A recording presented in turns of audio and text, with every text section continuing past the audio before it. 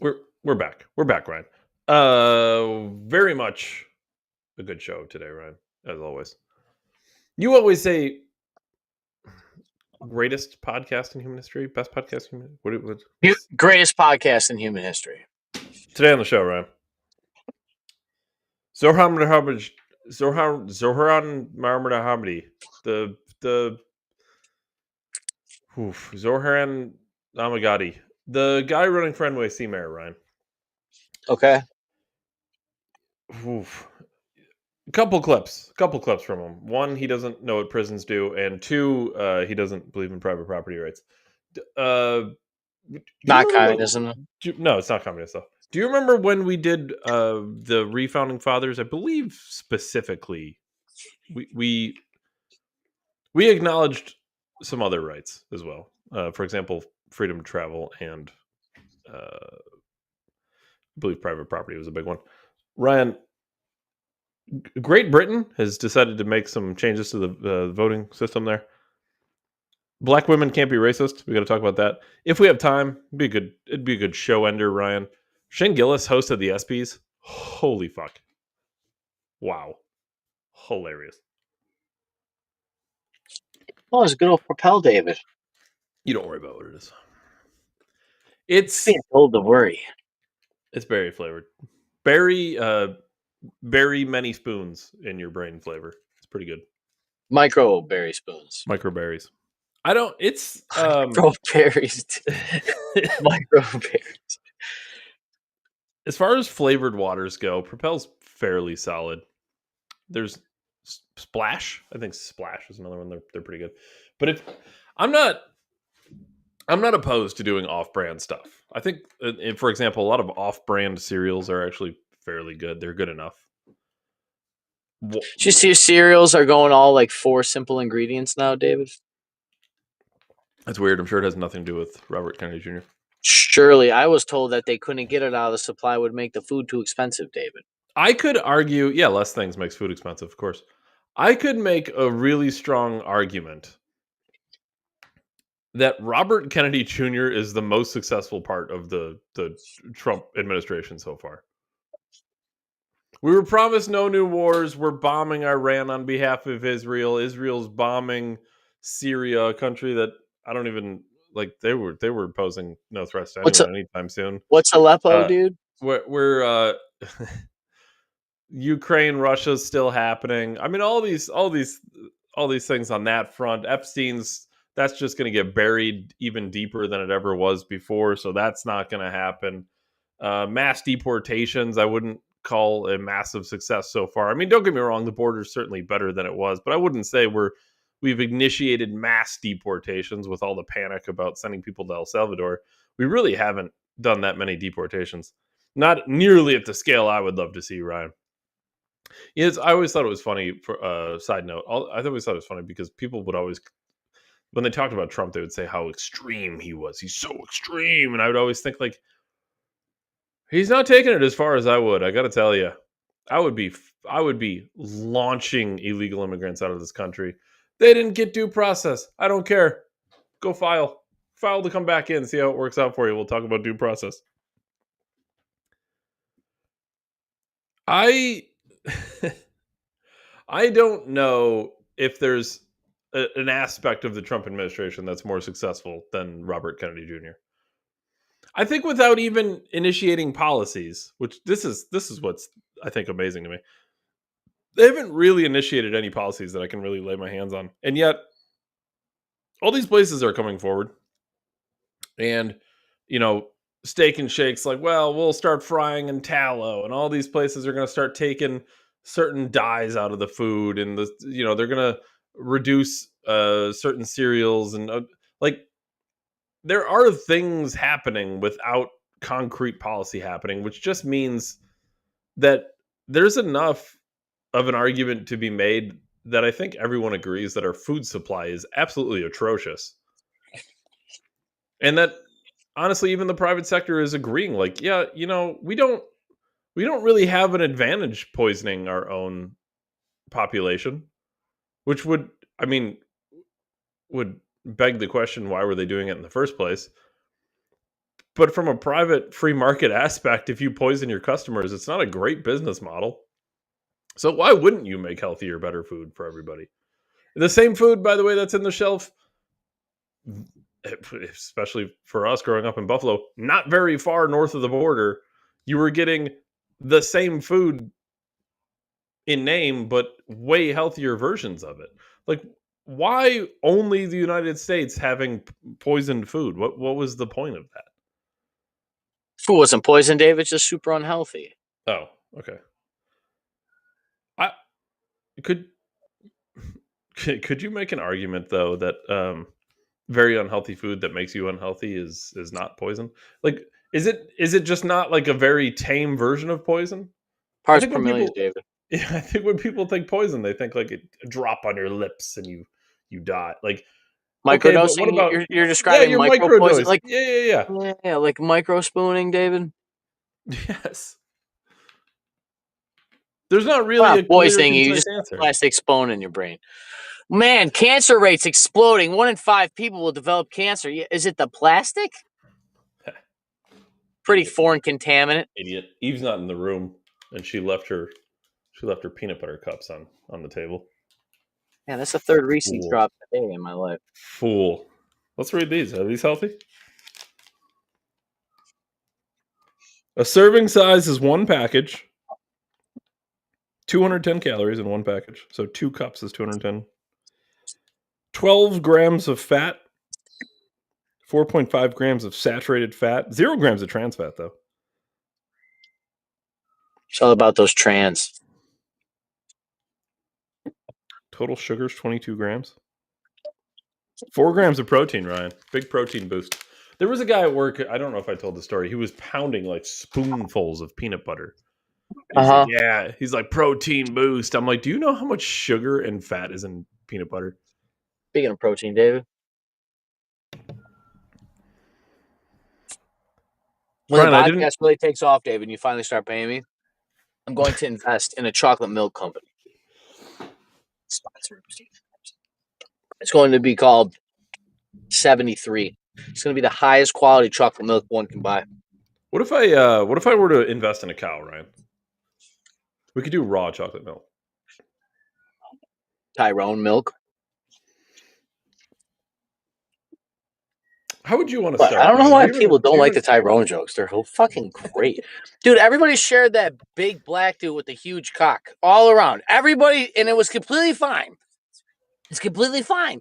We can all have the big black eye with the big, huge black cock all over our memes. Epstein didn't kill himself, and this guy's got a huge snog. I say a Tyrone joke, I'm racist. It's crazy. I'm not handling this, David. Part Native American. I can say what I want. You know what's crazy? You know what's crazy, Ryan? I have no fucking idea what you're talking about. You don't know about the memes with the huge guy with the black guy with the huge cock? No, I literally have no idea what the fuck you're talking about. He's a big black dude. He's bald and he's jacked. It's like 350 pounds, just jacked. Dick the size of your forearm, David. Wow, really laying into the stereotypes there, I guess. Tyrone, dude. I mean, jeez. I work with a black dude. I make Tyrone jokes like that. He thinks it's hilarious. I don't get this. Shit used to be uniting. Ryan, where do you want to start? I didn't even ask. Do you even remember the list? Oh, Obama too. Obama said a gay professor had an effect on him as a young man, and that every man should have a gay friend. Yo, Barry deep-throated.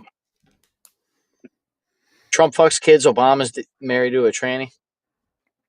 Obama's gay friend is Big Mike. Ryan, you still didn't answer. Where do you want to start? Big Mike. Mike, yeah, Michelle Obama. Big Mike. Not Big Mike. Oh, yeah, Buff Mike. It's like, dude, we're having problems here. But only one of them can be Buff Mike, so I'm just saying Michelle Obama's she could probably bench Barack, I can tell you that. Bench Barack, dude. I'm gonna go to the gym and bench me a Barack, dude. It's Burka bags and Barack, dude. That's where we're starting, Ryan. We made the segue. This is Barack Obama on Michelle Obama's very successful and very much sponsored podcast that isn't that successful. Imagine having Barack Obama on a podcast and it's not popular. Here he is talking about his gay professor and how you should have gay friends. And that's one of the things that I think a lot of times boys need is Note he said not boys. just exposure to one guy. Mhm. One dad. One dad. No matter how good the dad is. He can't be like, everything. he can't be everything. And then that boy may need somebody to give the boy some perspective on the dad. Yeah, right? yeah. One of the most valuable things I learned as a guy was I had a gay professor in college at a time when openly gay folks still weren't out of line, who became one of my favorite professors and was a great guy and would call me out when I started saying stuff that was ignorant. You need that to show empathy and kindness. And by the way, you need that person in your friend group so that if you then have a boy who's gay or non-binary or what have you, they have somebody that they can go, okay, I'm not alone in this.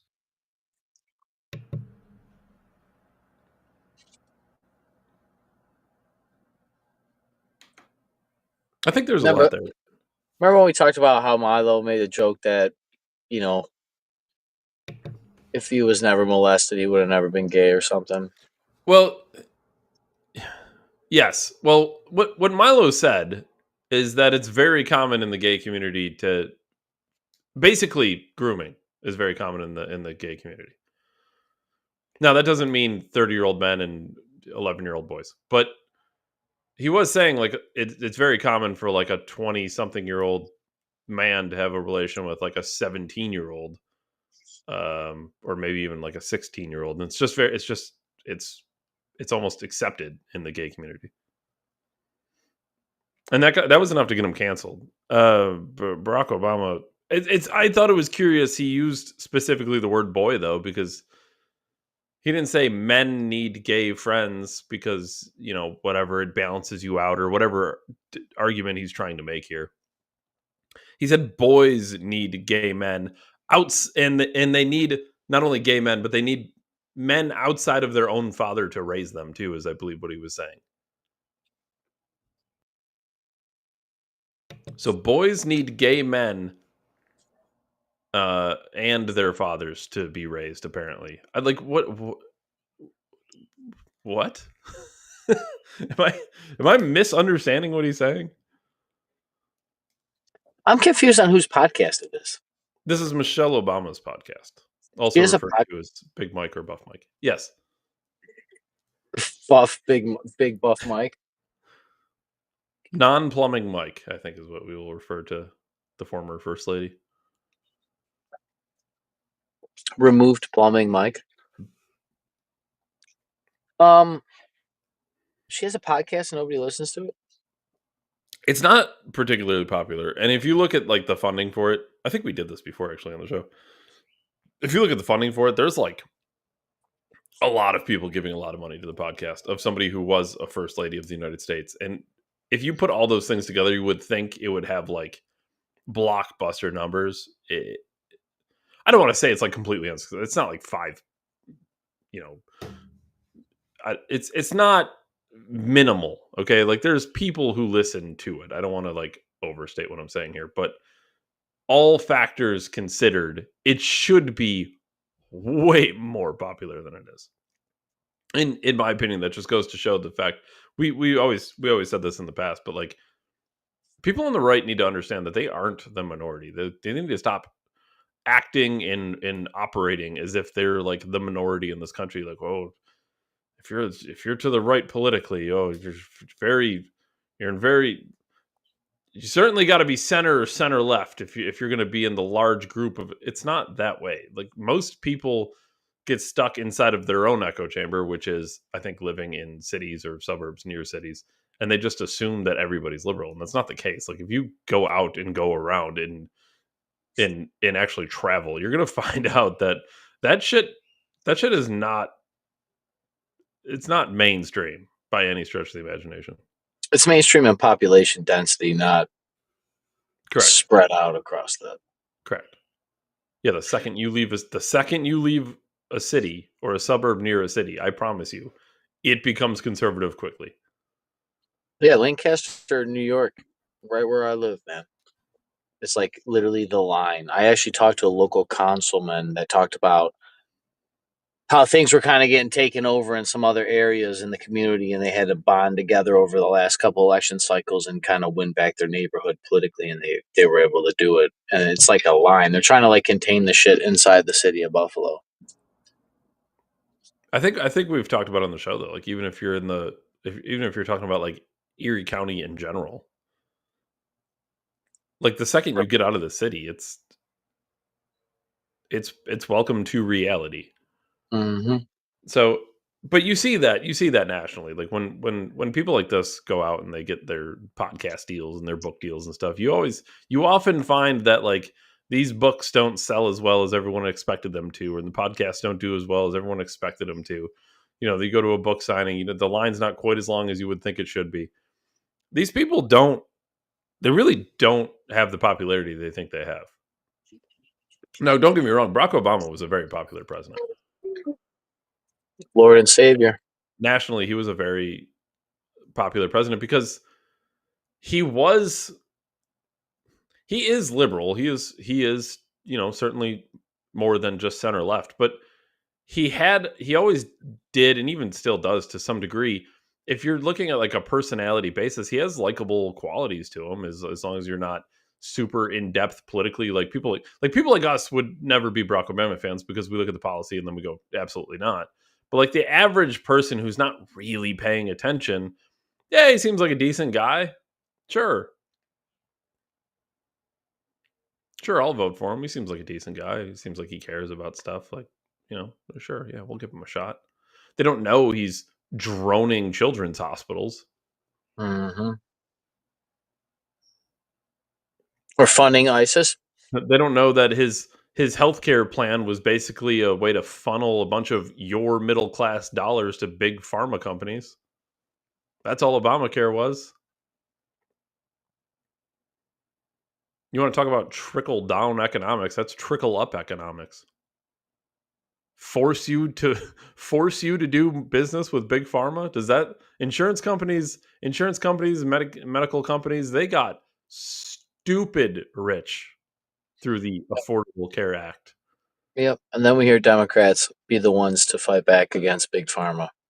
They forced a market to exist. Do you remember in 2016, dude, when Hillary was running and somebody asked her a question about Obamacare, and she's like, "Yeah, there is problems. It does need to be fixed." And Trump always talked about repealing and replacing, which I don't know if they ever did. Yeah, I don't know if they ever did that, but sure didn't. They've gutted it to some extent, but it's still there in essence. The big thing they took away was the mandate, though, and once you took the mandate away, it kind of crumbles because the whole premise of the plan is bullying. Well, basically, is that is under the threat of violence, you force them to become purchasers of health insurance. So, yeah, I mean, I either pay a fine, which is, I'm sorry, not a fine. They phrased it as a tax because the government can levy taxes. So you either pay the tax for not purchasing something, a non-sales tax, or you just purchase the insurance. And in a lot of cases, well, if I'm going to have to pay the tax anyway, I might as well purchase the insurance and get insurance out of it. So that's how they craftily forced people into becoming consumers of a product they never wanted.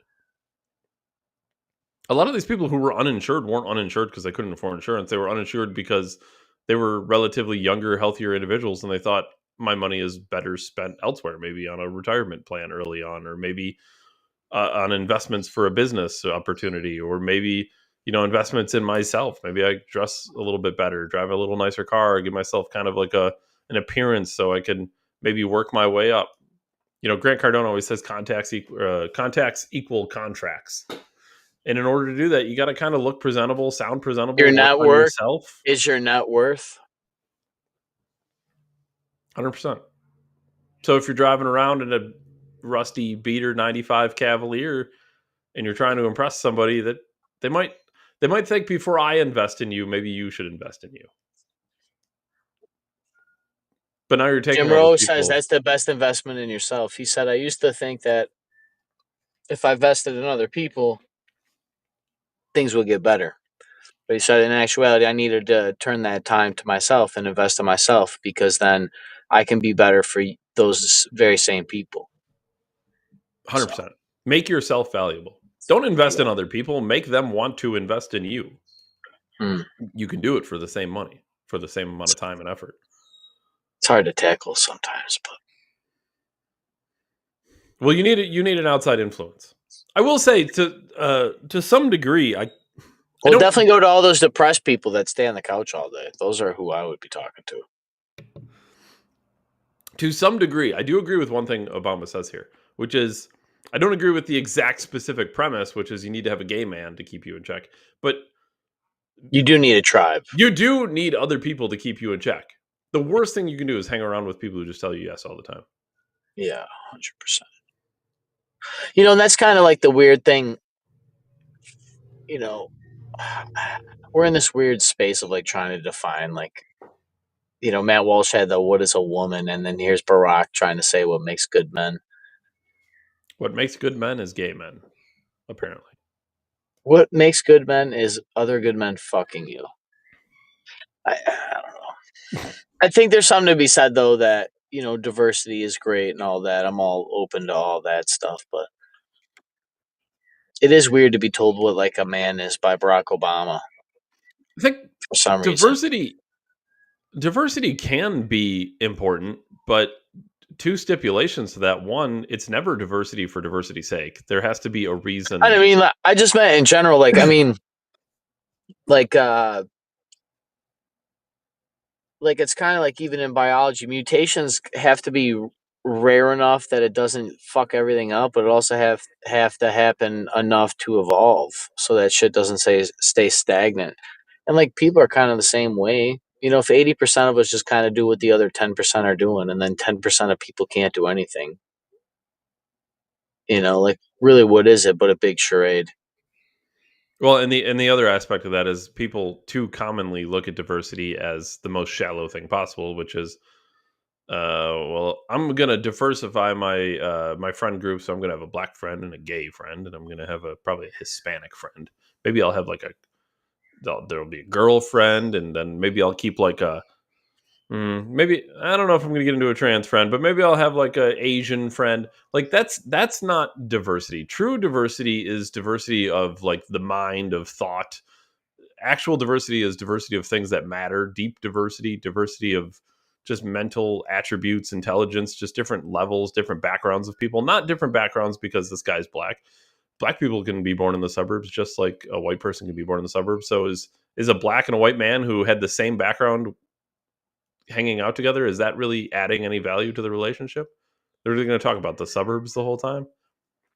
But maybe, isn't it more diverse? Ask J. Cole, dude. Ask J. Cole. Isn't it more diverse to have a white man who grew up in a different region than you? Doesn't that add more diversity? He's going to have different stories, different experiences. That's more diverse. It's two white people, but it's more diverse, way more diverse. These people, I don't want to say they don't know any better, because I don't think that's the case. But don't be fooled into thinking that like a group of people can't be diverse because they're all white men or they're all straight or whatever bullshit we're going to come up with. Did I send you the video? And the guy talked about that somebody behind the scenes of one of these big AI companies that's an AI optimist is actually secretly hoping that AI just takes over and destroys everything and basically gets rid of us, and he wants to just the lust for power. Like the intent, man.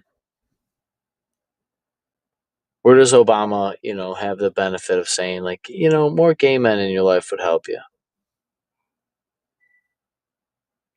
I don't know how much benefit he would get out of that. Not personal benefit, maybe.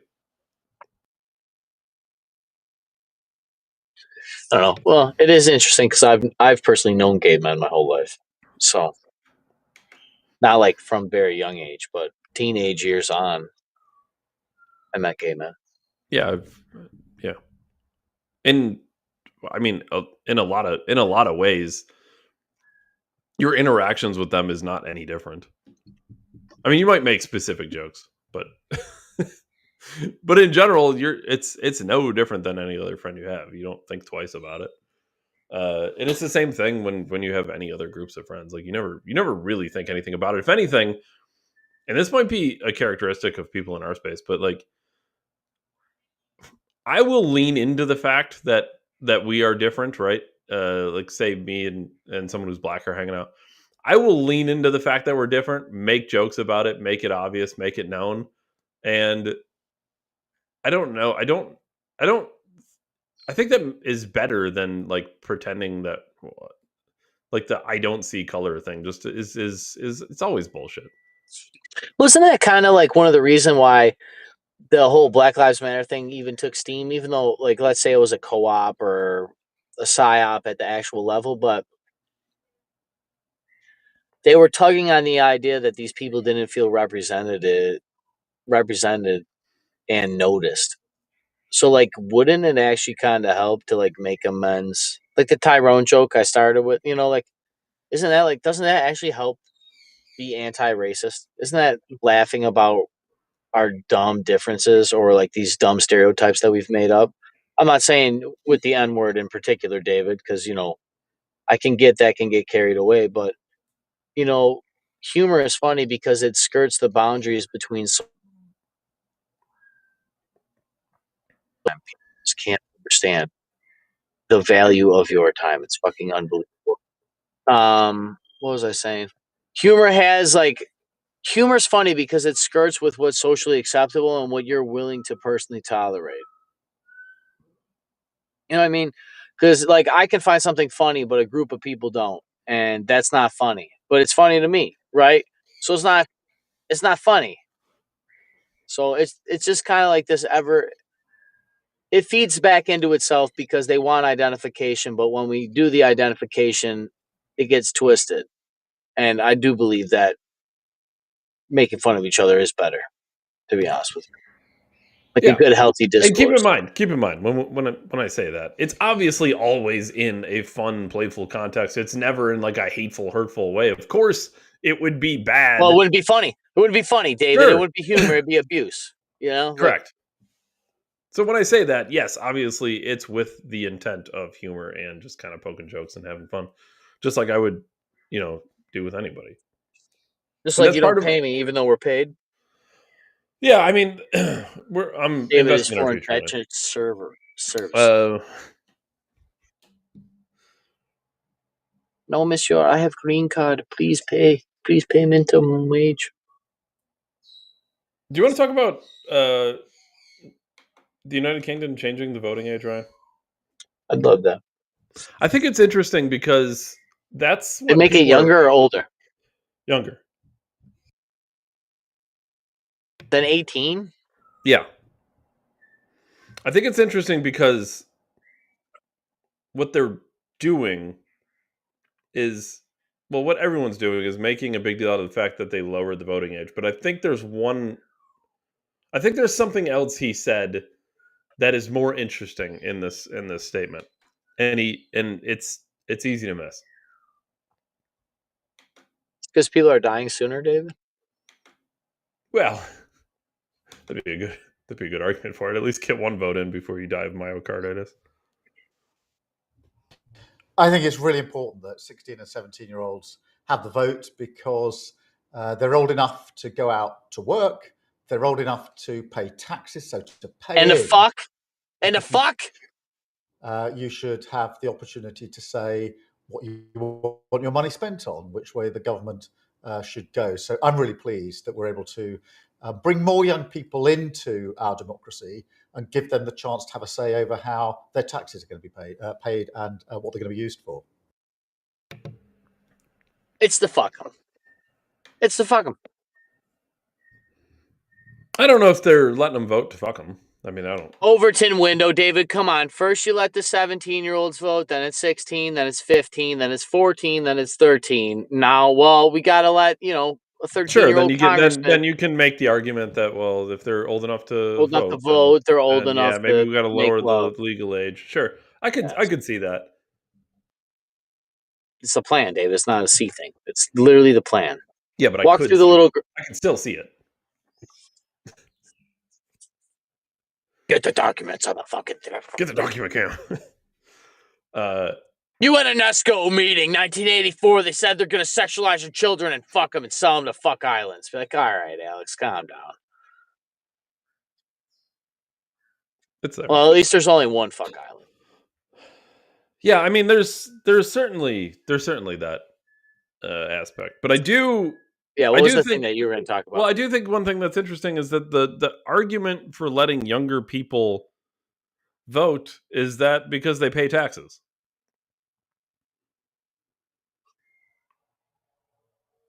Are they trying to get illegals to vote if they pay taxes?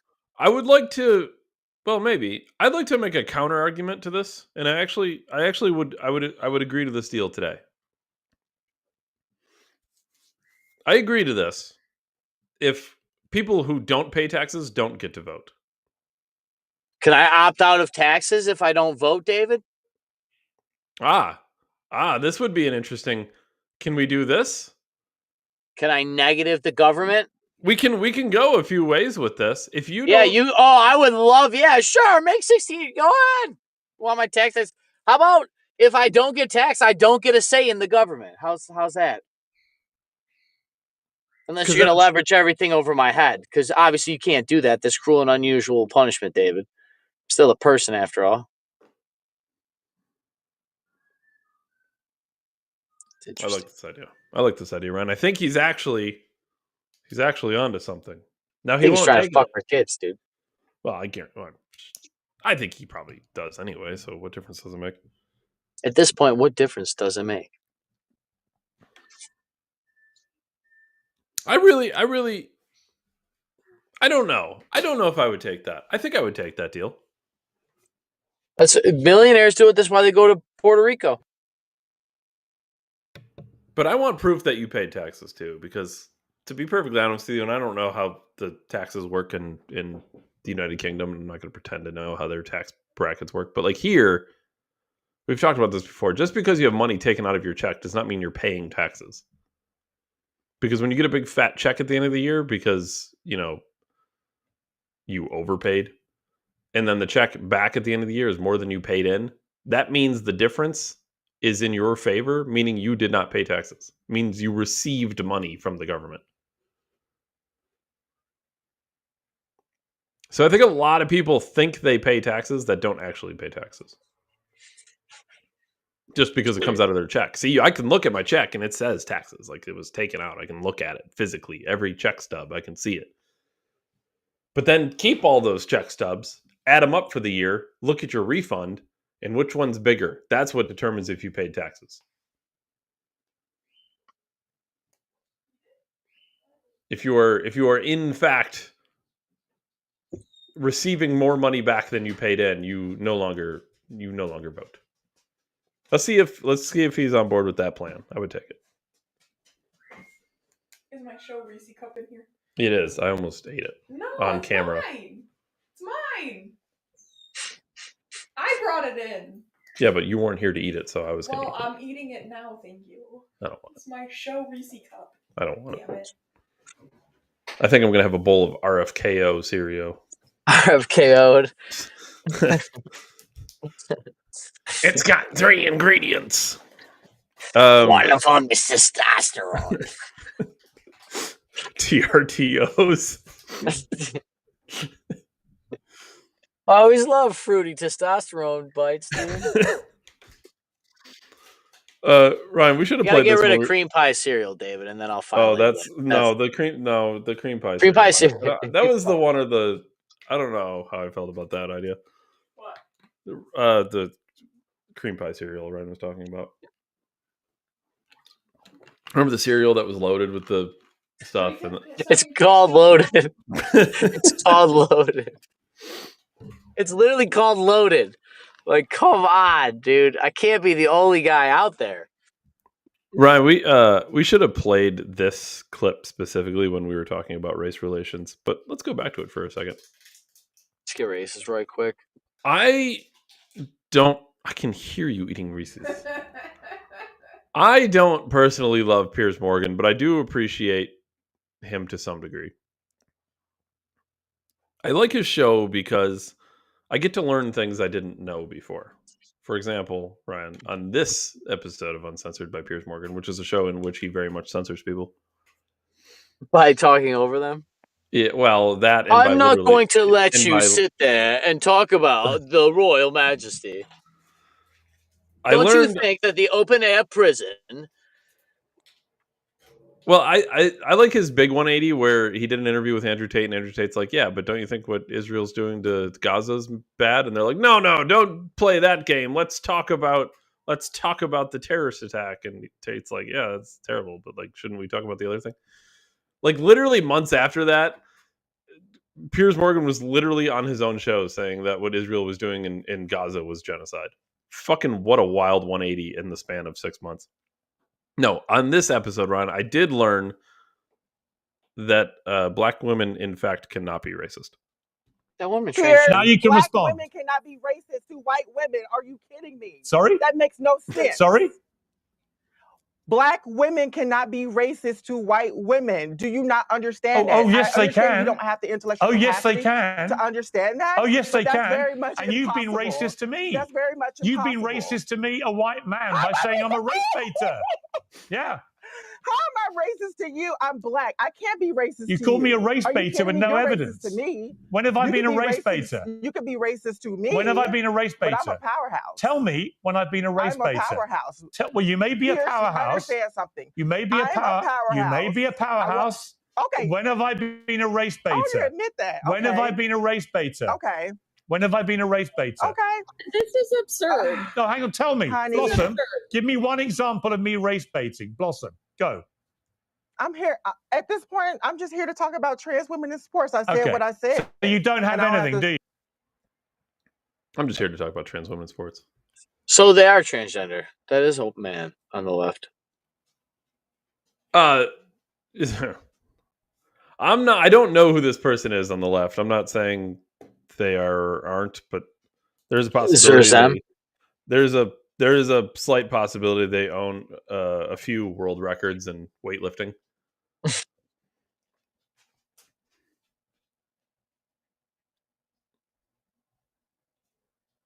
It's crazy. You know what, Ryan? I've decided. Because I certainly would never want to be accused of being a racist.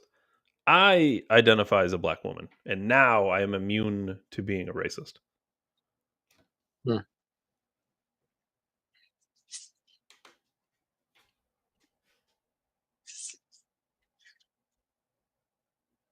Also, I get a pretty good shot at breaking world records. Ryan, we talked about who were you talking about? I don't seem to remember this. You were speaking with somebody who didn't think the guy who wanted to literally take over markets in New York City was not racist or was not communist, even though that's literally the definition of communism. Yeah, seizing the means of production. Yeah, that's literally okay. To be clear, some people do like to throw the word communism out a little too freely. I get it. Seizing the means of production is quite literally the definition of communism. So the argument, somehow people don't believe he's a communist, but what if I told you he literally doesn't believe in private property, right? I'd believe it if he doesn't. Doesn't that, like the whole grocery store thing? Like, you can tell where these people are going to go with stuff. They're going to tell you that your children belong to the state too. Here he is in his probably $8,000 a month studio apartment in New York City, talking about private property. Which, by the way, I'm not going to listen to people in New York City about private property. It's a city full of millions of renters. I don't care what your thoughts are on private property. My platform is that every single person should have housing, and I think faced with these two options, the system has hundreds of thousands of people unhoused, right? For what? And if there was any system that could guarantee each person housing, whether you call it the abolition of private property or you call it, just a statewide housing guarantee, it is preferable to what is going on right now. And I think that people try and play like gotcha games about these kinds of things. And it's like, look, I care more about whether somebody has a home. My platform is that every single person should have housing. Gotcha games, Ryan. He said the quiet part out loud there. Abolish private property. Yeah, no, yeah, like he literally, quite literally says those words. These people just clearly veep, David. Who needs private property, David, if, we're all citizens of the globe? You're just a clump of cells. God's not real. What are you living for? Oh, your child's autism? Oh, it's just a mutation. It's just a mutation. We didn't give it to him with parts per million and poison the human genome.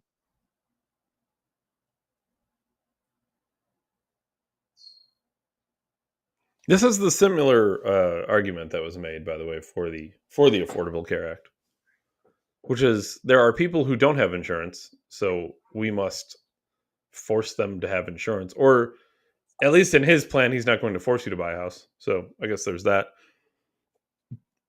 But you would have to acknowledge... How does it even work? Like the government's going to seize homes and then put them on a list, and then what? You're going to judge who's worthy of the houses? Well, this is where and the who gets the practicality of nicer it... houses than other houses, David? What if there's two different houses of different qualities? What if there's two different houses of different values?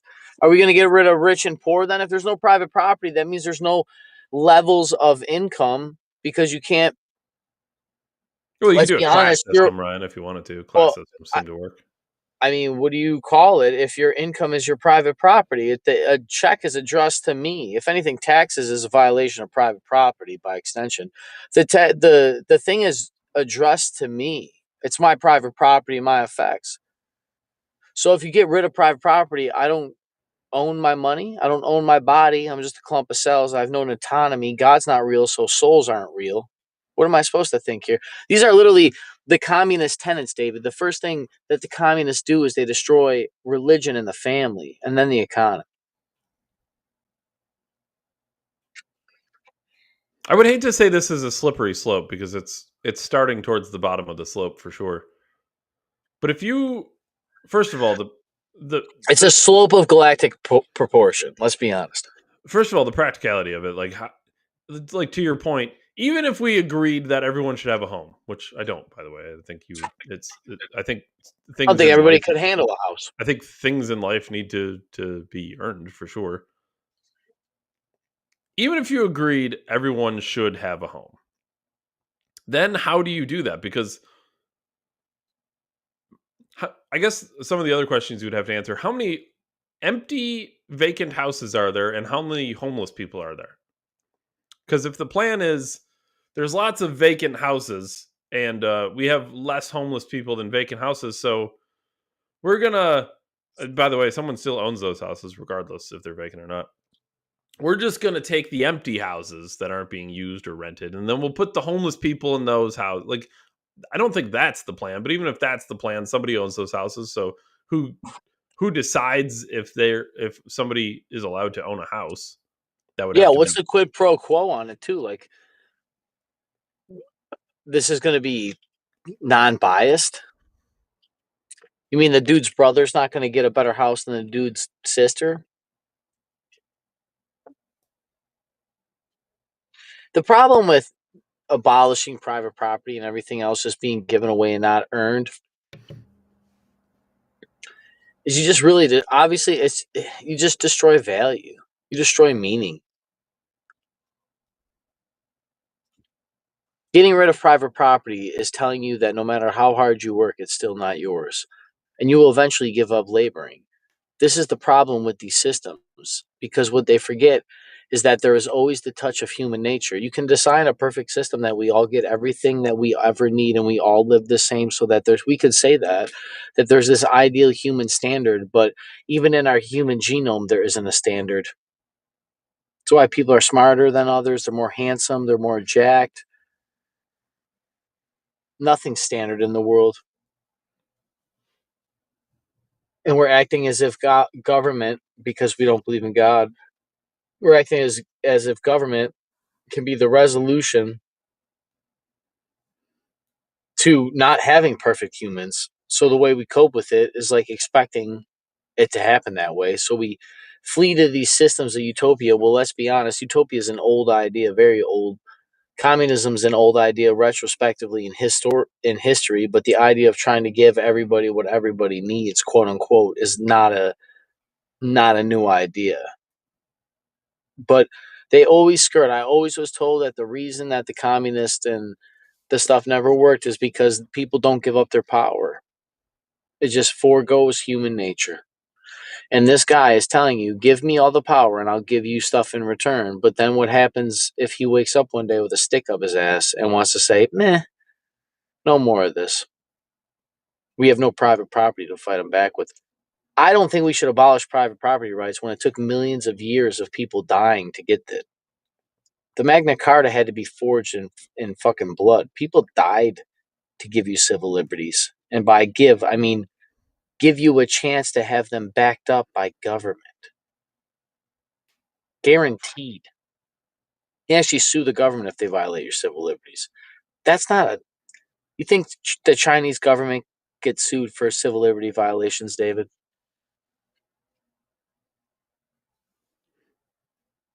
What's the... I don't understand what...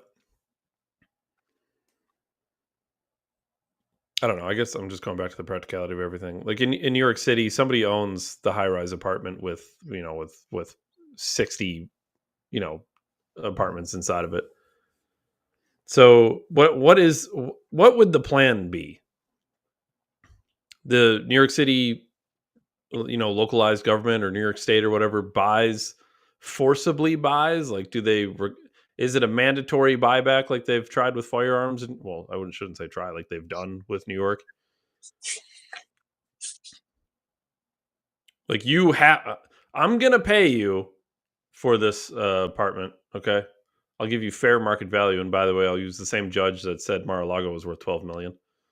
I'll pay you for this apartment complex. You can't say no, but at least you're not getting screwed out of all the money. Mm-hmm. And then we will evenly distribute all the rooms to homeless people. And then based on what premise? Because in nature, there is inherently value, whether you choose to accept it or not. So somebody is going to get the priority of these rooms. And how are you making that decision? Are you picking it out of a hat? Is it people who are below a certain threshold of poverty, but maybe above a different threshold of poverty? Are they going to have to be forced to work for it, Ryan? And I don't know, some form of, commune perhaps?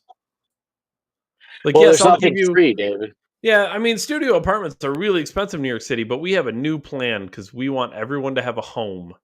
So I'll tell you what, you work in the streets picking up the trash, and we'll give you a free room. And we'll give you 2 meals per day. We'll give you breakfast and we'll give you dinner. And maybe we'll give you a little bit of petty cash, which you could take to our government-run grocery stores if you want a snack. You can only get one type of snack because that's all they got, but... And maybe we'll give you some universal basic income as well to go along with that in case you want to do some fun things when you're not at work. Yeah, just be creative. You can just lay around, watch videos, and make things. Like, oh my God, let's make stuff. And then you ask people how many things they've made in their life, and they're like, a couple things. We're kind of describing I don't know, this sounds like a prison system. Mm-hmm. Like, you do what I tell you you're supposed to do, and I'll give you a room. You're describing a prison, sir. It's crazy, dude. You work for me.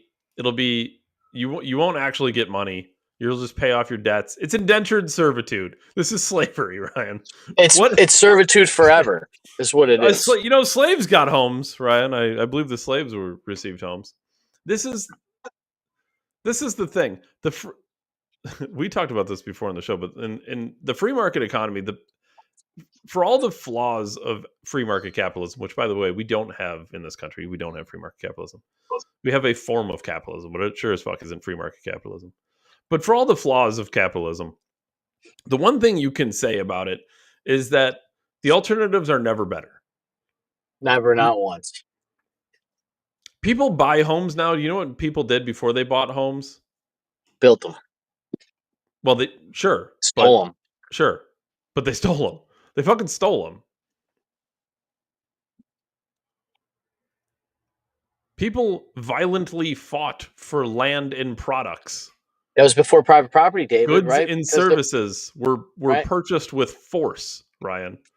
Yeah, well, my private property. I earned that bread, David, didn't I? Doesn't matter. I can beat you up. I take your bread. But that's it's mine, what it used David. to be. Doesn't matter. But I take mine. it. Well, then you better learn mine. to be stronger and more armed than me.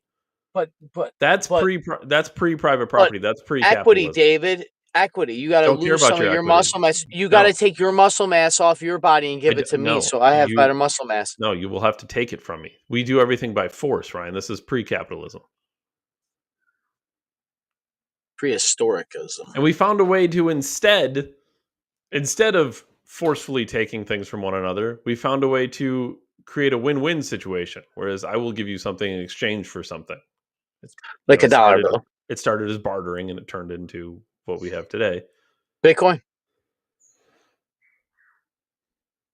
But you could go back if you really want to. You could go to pre-private property. That was not always a thing. There was not always private property. There was private property for those at the very top. Whoever could dominate the most property was the winner of the private property. You could go to the Genghis Khans of the world. Yeah, the royals, they had private property baked within them, within their empire. Yeah, they had private property. Mm-hmm.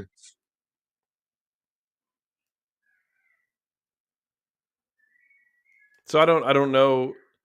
And again, this is hardly a plan to say abolish private property so people have homes. That's I would love to see that on paper. I would like to see more on that. I would love that expanded. Because that could be a 10-hour discussion. Because inherently what happens is people can just throw things out there and just say things. But then once you really start getting down to the nitty-gritty and getting into the details, every single thing you say is going to have 10 counter arguments. Because what you're trying to do doesn't make sense.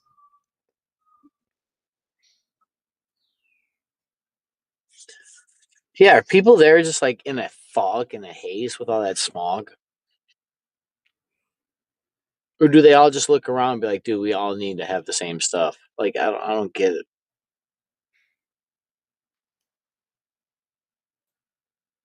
I don't know if this guy is going to be the New York City mayor or not. Certainly Cuomo is running as an independent, which he's not going to be much better, to be perfectly honest with you. But like I said, when he was governor of New York, he certainly was not for private property. They had mandatory gun buybacks, if I remember correctly.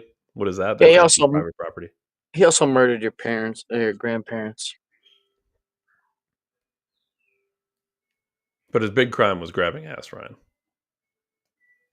Oh, clearly. The biggest of all crimes.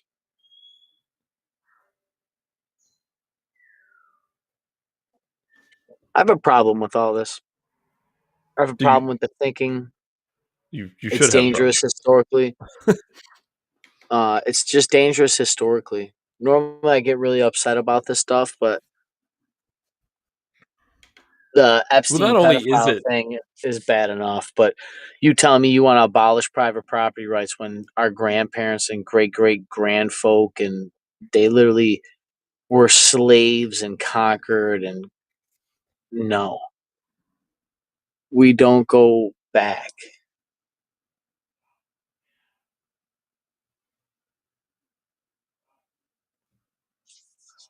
It's just gnarly.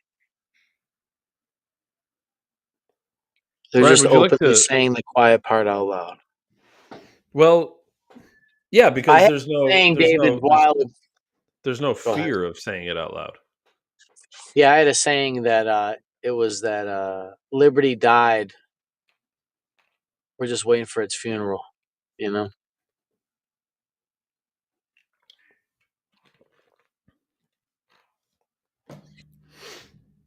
Ryan, do you want to end on an Epstein joke? Yeah. Shane, there's a couple really good ones, but this one's the most relevant. I do encourage everybody to watch the whole thing. Shane Gillis was hosting the ESPYs, which is like an award show for sports, I guess. I'm sure it's not extraordinarily popular. With that said, Shane Gillis made a fairly outstanding Epstein joke. Donald Trump wants to stage a UFC fight on the White House lawn.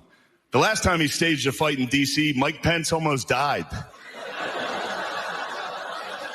All right. You don't have to do that. It was fine. I didn't write it. Actually, there was supposed to be an Epstein joke here, but as it got deleted. Must have probably deleted itself, right? Probably never existed, actually. Let's move on as a country and ignore that. The New York Donald Trump wants to... Legend. I seen a thing, I didn't know about this, but it said 80% of those jokes, it didn't land at any of those people, and he crushed it anyways. Yeah, because he has like a rare comedic ability, whereas when something completely bombs or doesn't land, he can almost make it funnier that it didn't. There was another one. He did another joke about Bill Belichick dating the like 20 fucking year old model or whatever. And he says the guy won 6 Super Bowls. Of course he's dating a 20-year-old model. Like that's what happens when you win 6 Super Bowls. And then literally just goes into this dead straight, like, I don't know, if everybody home watching won 6 Super Bowls, you probably wouldn't be next to your ugly dog wife or whatever the fuck he said. The room just went fucking dead silent. And he kind of stood there for a second. And he's like, yeah, I don't know. I don't know why they let me tell that joke. Disney, you blame Disney. They're the ones who allowed the joke. I don't know what the fuck they're thinking. But you could tell the room got super awkward as soon as he said it. He's like, yeah, it didn't land all week. I don't know why we went with it. Wow, dude.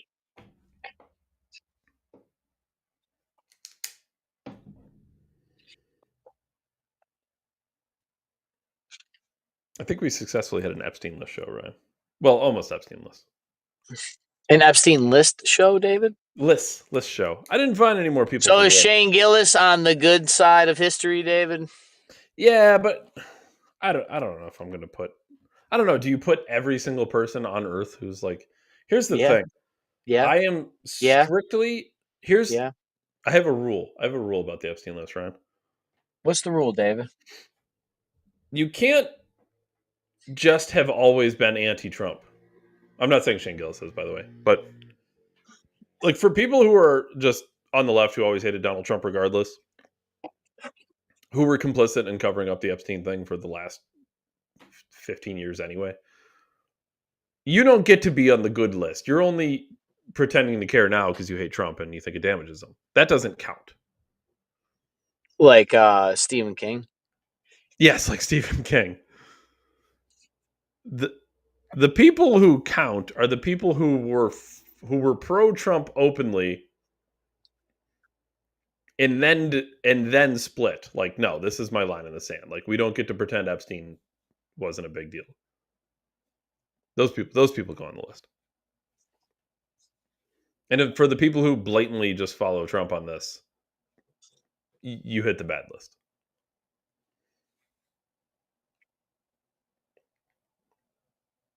The I trust my government, so we're not going to talk about this anymore. Those people go on the bad list.